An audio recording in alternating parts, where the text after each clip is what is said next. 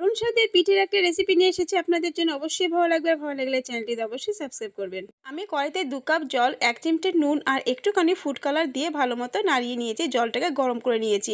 এরপরে এর মধ্যে আমি 3 কাপ দিয়েছি চালের গুঁড়ো। চালের গুঁড়োটাকে ভালো মতো মেখে নিয়েছি গরম জলে, নামিয়ে একটু ঠান্ডা হওয়ার পরে কিন্তু ভালো মতো হাত দিয়ে ময়ম দিয়েছি যাতে পিঠেটা খুব নরম হয়। এরপরে আমি গোল শেপ দিয়েছি, আর আগের দিন যে পুরটা শেয়ার করেছিলাম আপনাদের সাথে, সেই পুরটা দিয়েই কিন্তু আমি এই পিঠেটা বানিয়েছি। সুন্দর একটা ডিজাইন দিয়ে দিয়েছি, দেখতেই পাচ্ছেন, এক কাঁটা চামচ দিয়ে।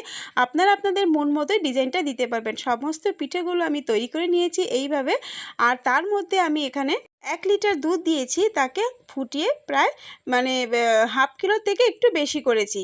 এরপরে একে একে সমস্ত পিঠেগুলো দিয়ে দিয়েছি। পিঠেটা সিদ্ধ হয়ে যাওয়ার পর আমি নামানোর ঠিক 10 মিনিট আগে পরিমাণ মতো চিনি দিয়ে দিয়েছি।